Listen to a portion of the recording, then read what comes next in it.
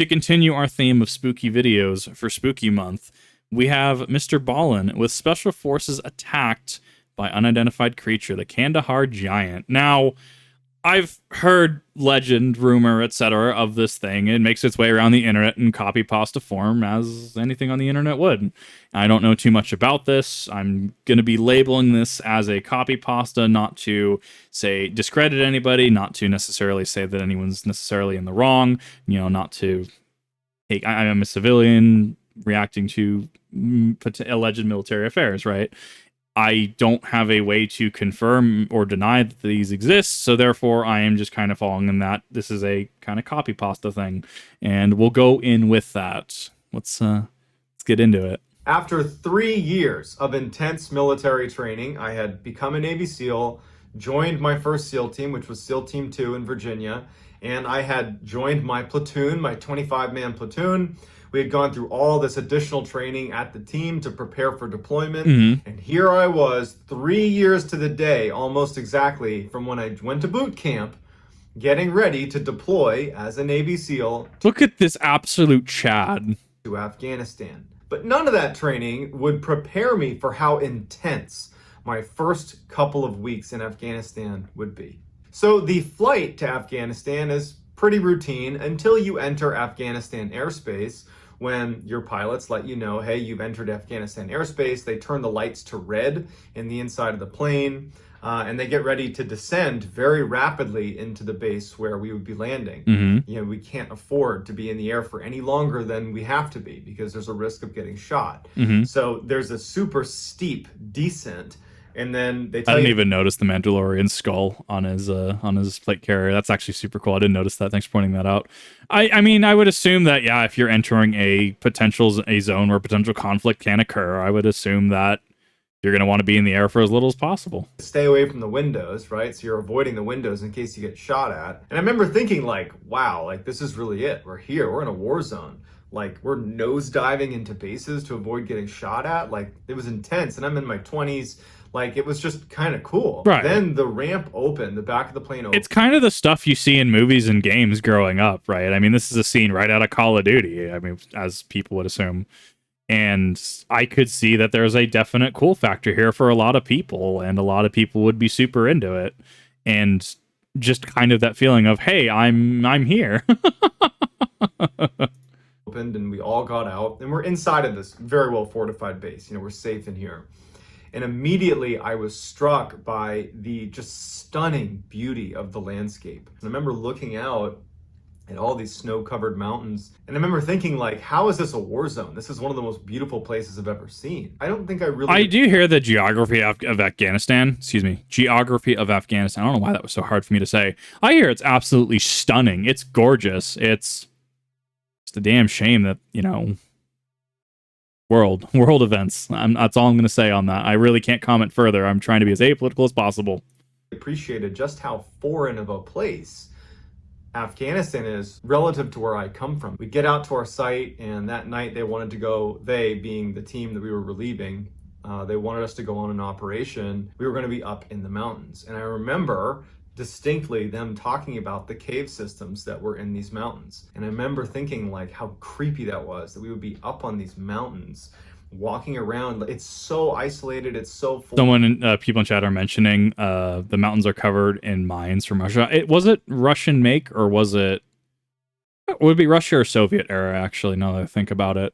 But yeah, no, it's kind of strange to consider. Just you're up there and you have just a bunch of caves. It's kind of why people they're super averse to what like Appalachia and just being in the middle of the mountains, middle of nowhere, right? It's the concept of being alone and in a situation where you're not in control, and then you see the feral mountain men come out. It plays on those childhood fears that a lot of people like to watch in certain media, right?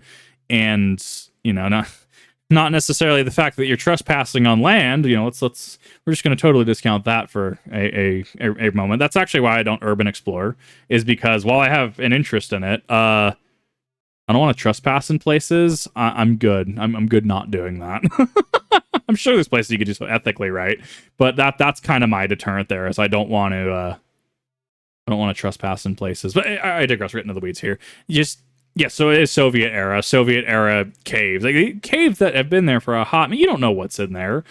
Mostly just from a, like, you know, is there going to be Taliban in there? Is there going to be some sort of insurgency in there? Is there someone setting up traps in there? Right, that kind of thing is what I'm referring to. And there could be like people hiding in caves that we could accidentally fall into one of their caves. Yeah. Like it really, really creeped me out. And so I was talking about how creepy these caves were, and the interpreter was like, you know, what's really creepy is back in 2002, there was this fairly well documented case of another special operations unit, the Army Green Berets, coming in contact with a creature in a cave, and they actually got into a battle with it, and they lost one of their soldiers to this creature, and it was fairly well documented, but then it was quickly kind of silenced. I mean, certainly the story was interesting, but I didn't really... I mean, so on that, I mean, what happens if there's a rumor in the military, right? Say there's a rumor of allegedly 277 Fury exploding in certain platforms, right? Well, like, technically you can't, because it's like Spear. Say there's a rumor that comes out the SIG Spear 277 Fury, right? Allegedly there is a issue with it at some point, and it's a rumor that gets leaked, and then the military steps in and tries to suppress it, right? Do people then view that as, you know, people are going to view it as, oh, well, you're just trying to hide something, rather than it being potentially an unfounded rumor or a rumor that happens in a niche case, right? This is not me bashing on the SIG Fury. This is not me bashing on, you know, the 277 Fury. It's really not the SIG Spear, right? I'm just trying to rationalize that if a rumor were to get out and the military is like, this is not what happened, could it be, you know, playing devil's advocate, right? Could it just be presumed that this is a cover-up of some supernatural operation or whatever, right?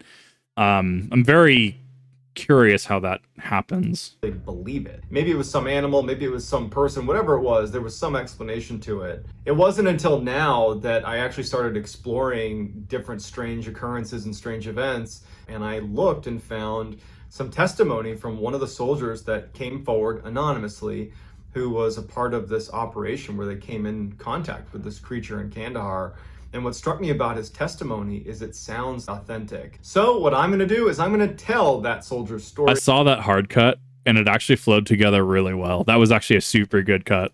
And I'm gonna tell the other kind of corroborating witness stories as well, to try to give you a picture of what happened in Kandahar in 2002, and you can be the judge if you think this is fact or fiction. I do like that he does leave it up to, I almost said the reader, read it up to the viewer, right? To, is this real, is this not?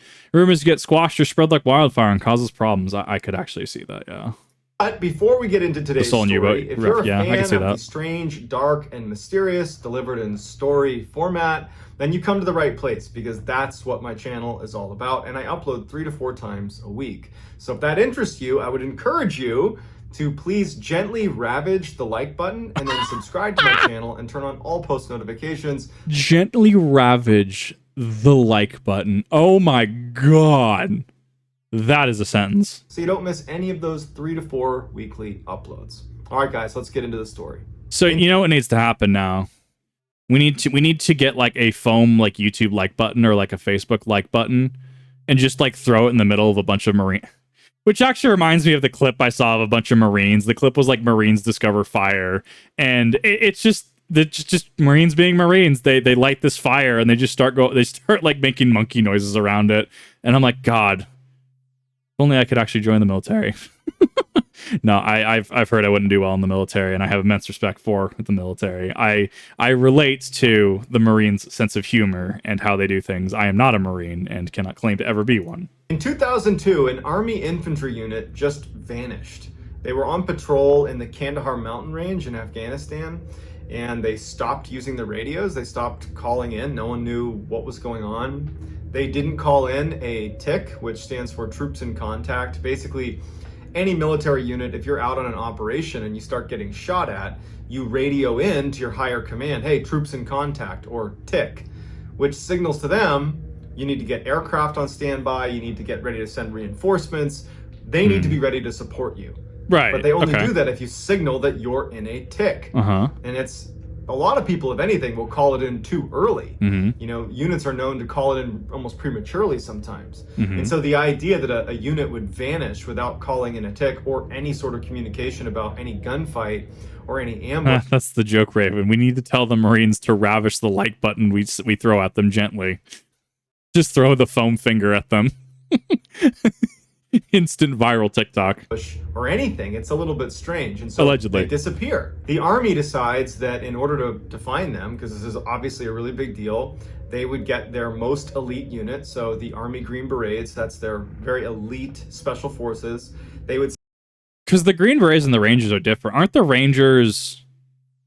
Oh god, I'm going to sound like an idiot here. I'm trying to figure out where the ranking hierarchy... Because they're different units, right? Aren't the Rangers a little more specialized? Hence why they have Ranger School. The Green Berets are the elite. I don't actually know. I'm gonna hold comment because I'm gonna sound like an idiot. I actually don't know where they fall in the ranking structure. Send them out to find this missing unit. And so one soldier that was a part of that elite special forces detachment, who just goes by Mr. K, he would come forward years later and tell the story of what happened once they were tasked with this mission. So they leave via helicopters and they fly out to the Kandahar mountain range, about 4 clicks, so 4 kilometers about, from where they believed was this infantry... There's a joke in there somewhere, right, about the US still not using metric, where we call... I'm sure there's a conversion between clicks and kilometers. The joke here is that the US is so adamant against the metric system that rather than call it a kilo, we call it a click. At least that's my headcanon. Unit's last known location. And so they land and they start doing this fairly methodical search through the mountainside. They knew that they were in enemy territory, and at any time they could get into a gunfight, they could be ambushed. There's all these cave systems all over these mountains. Right. And so it's slow moving to begin with. Plus, they're looking for this lost infantry unit. So it's just a very slow movement through the mountains. And so over the first few days, nothing really happened. They didn't come in contact with the enemy. They didn't see any sign of this missing infantry unit. They just walked along the mountains carrying a bunch of gear, and that was it. At some point, they noticed a little bit farther ahead that there was this distinct pathway leading up the mountain and kind of around the corner. And it looked like a goat trail. There were lots of goats that would run around the mountainside. Shorthand yards for meters. You know, you're not wrong. And I love it. When we say kilo, we're talking about the trucks we seized from the border, allegedly. And it looked like a very well-developed goat trail. And they decided, let's just go up there. If nothing else, we can go up onto wherever this leads us and maybe look down across the other side. So I'm assuming at this point we're going to have some sort of search and rescue op, right? If they can spare the resources, right? I'm assuming at the very least, because they haven't checked in, and at this point the unit is MIA, right? They would be MIA. So I'm assuming that some sort of search party or search effort is being mobilized to try and find this within the capacity they can, because, you know, RPG, etc. You know, they have to be careful how they go about it, which technically he did explain already. Just trying to rationalize in my brain, right? How a ranger explain the difference between mission. We get on top of the building. Rangers use grappling hooks, climb the ropes up to the top. SF, dressed in his suit, walk through the front door, breach security room, hack into security, just disable it, then right to the top. Legend. The mountain and see if we can see anything. And so the team starts making their way up this goat trail, and as soon as they start making their way up, they start noticing that there are little pieces of American military equipment on the ground. There are pieces of radios, like whip antennas and housing of the actual radio itself. They found military-style backpacks as well, and they started finding pieces of uniforms that belonged to the missing infantry unit. They knew based on the patches that were on these uniforms. So as they're walking up this trail of broken equipment and uniforms, they start seeing some bone on the ground. They didn't know if it was human bone or what. They start seeing broken bones scattered on their way up to this kind of plateau. And so now the Special Forces team, I mean, they're incredibly well trained. I love the irony that I got an Air Force ad. Someone in chat just mentioned that. I love it. It's perfect. But yeah, no, like I would assume at this point in time, if you can't determine origin of bone, and there's clearly just remnants of military gear around, you're probably on high alert. I mean, I'm not just being biased here. I mean, the Army Green Berets, the Army Special Forces, they're very similar to the Navy SEAL teams, which I was a part of. Two different units, no doubt, but very much peers. And the level of training you get in handling situations like this one, now granted, this one's pretty unique, you're so well trained that when things start getting dangerous, it's like your training just kicks in, and Right. everybody's does. And so I would imagine that when they saw this, what they were thinking is this was an ambush. This infantry unit was ambushed, and we're probably coming up on the ambush site. I think that that's a relevant determination, though. I think that that's a relevant conclusion to draw from the information presented. And yeah, your training would kick in. You are now in a situation that could potentially require fighting to get out of or to suppress the situation. I think that that's the logical conclusion to draw here. And so they're, taking defensive positions, and they're moving slowly and very tactically up this mountain, and they're keeping their weapons pointed at the leading edge. Right, calling it in also, I would assume, would be the proper thing to do as well. Hey, we're here. I don't know if you would have coordinates on hand or not. I'm assuming you'd have some sort of way to, hey, we are here at this location. We found remnants of this, and bones. We can't determine origin of bones, but this does belong to our missing unit. Way up to the top of this mountain, they get to this plateau. It's like a flat section of the mountain, right? It's like a steep mountain, and there's like this little like shelf almost. And there's more equipment scattered and more bones scattered across it. And there's all these cave entrances right in front of them. It's like, as if they were intentionally placed so that they fed out onto this shelf. And so they start moving towards the mouth of the caves. And they realize, without even getting very close, that even though the mouth of these caves are pretty large and everybody could go into the cave, there is a steep drop off. Like, you'd walk in and then it just goes straight down. And someone kind of peered over the edge and couldn't see how far it went down. And they decided that it was just too dangerous to go in there, because clearly something happened here where American lives were lost, based on the tattered uniforms and equipment. It's a reasonable assumption. Whether you can confirm, a corpse or not, you can get a reasonable assumption casualties have happened here. I do think that this is logical. And so let's just pull back and take up defensive positions, looking at the entrance to all of these cave entrances. And so as leadership goes down, kind of out of the fatal funnels, if you will, outside of these caves, Mr. K, who's the guy who's told us this whole story, he said he's looking at one of the entrances to the caves, and he sees a flash of movement inside of it. So that's a good call there, actually. Thank you for that, chat. So Sierra Mike 09, you would have at least had some chem lights, toss them down the hole. Why wouldn't they have? Is this because I always look for in stories, right? The amount of times I've been on TikTok, right? I love listening to Night Shift Paranormal and stuff like that, right? Or I'll see an independent creator trying to talk about what's the popular ones right now are skinwalkers and rakes, right? Especially as of the last month or so going into Spooktober, right? A lot of people talking about them, which we will not discuss them further because you're not supposed to talk about things that definitely don't exist. Nope. Here whistling that night, you don't. No, you didn't. It was in Appalachia. I'm trying.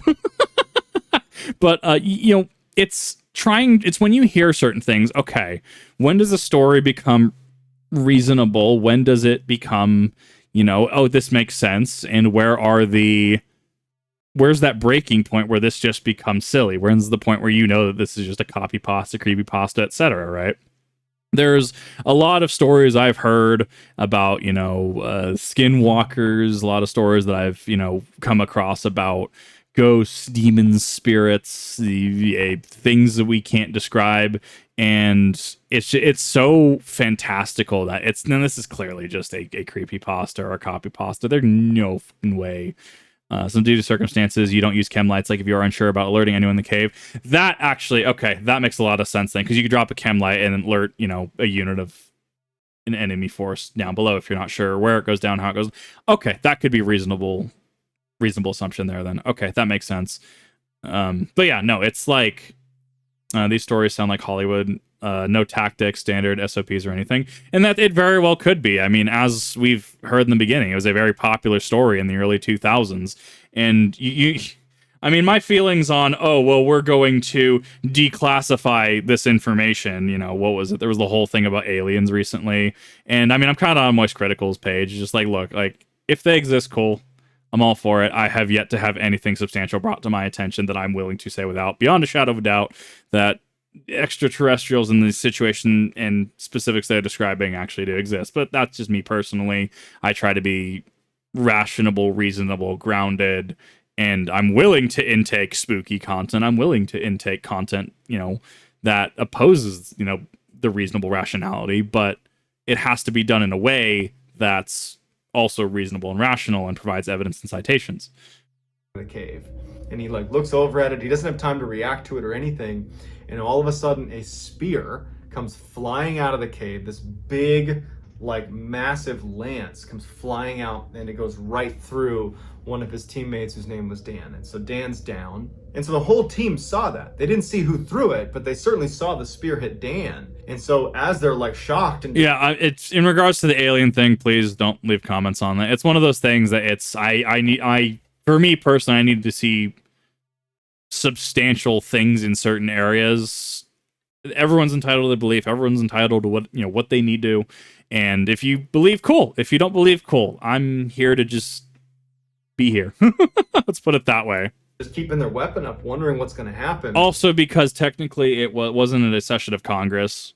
Technically, I can relate that back to politics, and I'm really trying not to talk about politics. I'm very, very much trying to be apolitical about certain things and not really touch that.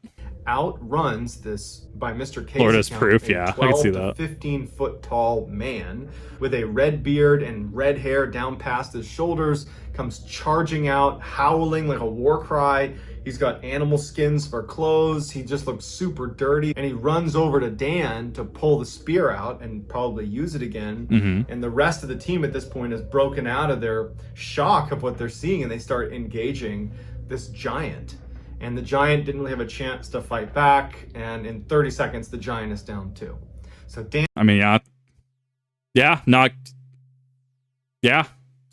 30 seconds clean. Dan's down, and the giant is down. And the whole team is like, what just happened? So after the dust had settled and all the shooting had stopped, they went to check on Dan, and Dan had passed away. And so they called back into higher headquarters, and they're trying to describe what happened. A very large, possibly human creature through. And that's kind of where this takes a turn, where it's like, how do you call that in, right? Let's give it the benefit of the doubt and say this is real. Let's say the Kandahar Giant is in fact real. How are you calling that into chain of command? How are you calling that in to the overseer of that area, right? And are they going to believe you on it? It's fantastical, I would argue. It's interesting. A projectile that hit Dan. And so they sent 2 helicopters out, one to retrieve Dan and the team, the other just to hoist up this very large human-like creature because they wanted to know what it was. And they struggled mightily to get the netting around this big creature. It ended up weighing over 1,100 pounds. It had 6 toes on each foot, and it had 6 fingers on each having the body hand. would be a great way, yeah. They load it up, they string it onto this helo, and it takes off. And the team gets into the other helicopter, and they go back expecting to be debriefed as soon as they get back to base. The helicopter with the giant would fly to an airfield, and they would meet up with a crew of a C-130, which is another big military aircraft. The pilot of that craft would publicly say that he remembers seeing a 12 to 15 foot tall giant person with 6 fingers on each hand, 6 toes on each foot, and he dragged the body back, then unleashed the plague on base. The base commander is pissed. Oh my god. would say that's what he saw, even though it was later redacted and made top secret. Mr. K and his team, they flew back to the base to be debriefed, and so they had to provide an after-action report. It's something done in the military. You go out, you do any operation, you come back, and you write up what happened. And so Mr. K and his team decided to just be honest about what they saw. And so they described it again in detail. 6 fingers on each hand, 6 toes on each foot. It came out, it threw the spear, it hit Dan. It's this horrible situation. And once they submitted it, their leadership said, you got to rewrite that. We're not going to accept that. So Mr. K... I think that's my favorite part. What's your after action report? Here's the after action report. No, it's not. You need to write the actual after action report. K said they ultimately rewrote it, and it just sounded like a typical engagement in the mountains with the enemy. And it was made top secret, and then they never saw it again. And that was it. Mr. K said that he and the rest of his team also had to sign non-disclosure agreements to not ever talk about what they saw. And they never got any word about what actually happened. Like, what did they do with the body of the giant? And they just never got any clarity out of it. It was just basically made top secret, redacted, and they were told don't talk about it. So it would take until 2016 when Mr. K finally just said, you know what, screw it. I'm going to go public with what I saw because my friend died and they're acting like, you know, this didn't happen, but it did happen. And so that's why we have this detailed report of this mission where they came in contact with the giant of Kandahar. That's the thing is, it's like having worked under NDAs, understanding, you know, at the very least being able to rationalize OPSEC from my ability to work under NDAs, right? Breaking one of these is not easy from my understanding. Breaking one of these is that's not a small deal. I don't know how I feel about this story. I do think that if there was a place in the world that had the ability to mask or hide giants from being seen by the prying eyes of the human population, it would be Afghanistan. Was it Vietnam or Korea? I can't remember. One of them, there was allegedly like snakes the size of houses. I think that was Vietnam, right? I mean, like all over the world, we have just legends and myths and, you know, word of mouth, wives' tales, and, you know, up to things that people can't explain happening. I can tell you from a like first-hand account on things that I can't explain. Like when I used to work at a big box store, right? And I've gone over this before. I used to work at a big box store, and every time I would walk into the break room, the TV would start going staticky. And it's not like anything spooky. It's not like anything, you know, supernatural, anything like that. I can't quantify why every time I walk into that break room, the TV goes staticky. Everyone else has zero issue with that TV. And I walk in and they're starting to hit the remote like, you know, nothing's been going on until that point. I've also been in, you know, rooms where I've had people play games like Assassin's Creed and they're playing it with no issues for hours. The moment I walk in the room, their horse just glitches into the, you know, the rock. You know, I can't explain that. It doesn't mean that there might not be a natural reasoning for it. It might not be that there's a rational reasoning for it. You know, from a first hand, I can tell you that weird things just happen around me. From a tech standpoint, things just break. You know, people just in general seem pretty comfortable around me, which I try to make sure that I retain as much integrity as I can. Just, you know, hey, look, I get that you feel comfortable with me. Don't disclose anything you don't want to disclose. That's perfectly fine. And I just kind of live with that. There were times when I was walking around out there that it felt like I was walking around on another planet. But either way, you do have one soldier who was killed by something out in the mountains of Kandahar, and his own teammates say this is what happened. And you have multiple corroborating witness testimony, but a lot of it's been made top secret and redacted, and so we don't really know what happened, or at least us commoners don't know what really happened. No, and I don't think we will, even if this happened. I mean, yeah, I did see that there's the devil's advocate of like, you know, unless it sounds so crazy that, you know, the issuing body of the military, the government won't prosecute, even if you broke NDA, the story will just lose traction. I mean, that is also a valid thing, whether this happened or whether, you know, whether this didn't happen. I mean, I'm not going to have any way to verify that, even if there's a NDA footprint, right? You know, if there's an NDA legal trail, I don't have the means for that. That's outside of my ability to do and address. I'm also a civilian. I really don't have any, you know, business in that paperwork. I don't know if I'm an SCP. I hope not. So I'd love to hear what you think happened, whether you think this totally happened and it's true, or if you think it was a hoax. If you enjoyed this story, if you would, please gently ravage the like button and then also subscribe to my channel and turn on all post notifications because I post stories like this one 3 to 4 times a week. And so if that's your deal, well, then you've come to the right place.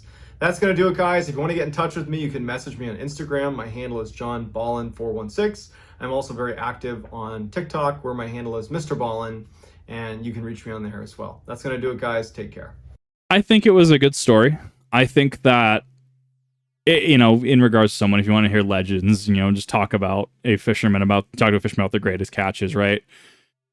It's a hard one because I don't have the ability to really debunk this. I don't, even just from outside of military experience, right? I don't have an understanding on the structure of an NDA like that. I don't have any, real biology, physiology degree or schooling to really, say if this is possible or not, right? A lot of people are rightfully questioning why the plates, were just, completely just torn through by that spear. The implication here being because of the absolute massiveness, the absolute hugeness, thickness, if you will, of the Kandahar Giant just being able to support enough strength just to, just run right through, have that spear run right through him, right? I mean, that is the implication. Whether that's scientifically possible or not, it depends on a lot of factors, including if the spear was metal tipped, the spear was stone. I don't have that information.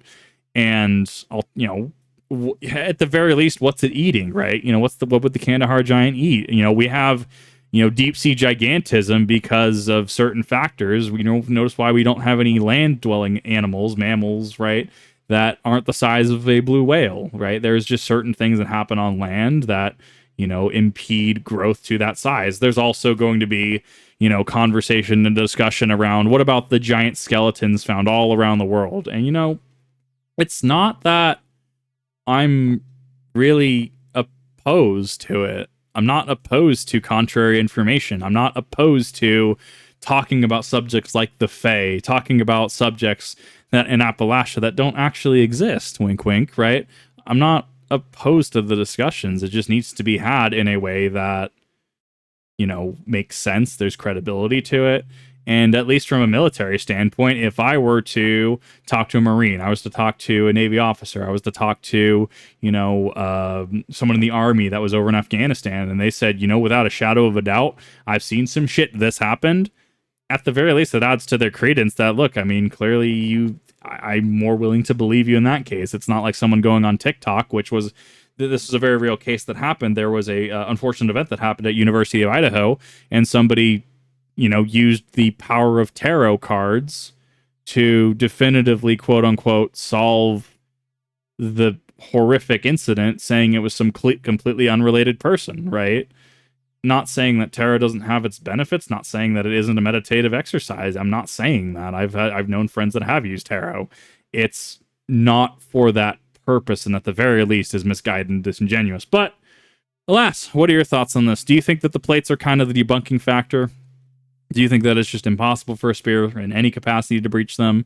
Do you think that this story does hold merit? Do you know anybody that can substantiate this? I feel like I have to follow that up with don't break any NDA or OPSEC. I want, I'm curious about things, but I'm not as curious to things that I want someone to endanger themselves or their security, right? Do you think that proper protocol was followed here? Do you think that proper protocol wasn't followed here? What are your thoughts? And if you're in the military, what are your spooky experiences? Obviously, once again, anonymization, OPSEC, NDA, all that observed. If you have any to share, or do you have any reasoning that could help debunk this? Let me know in the comment section. As always, please be civil, and I'll see you in the next time.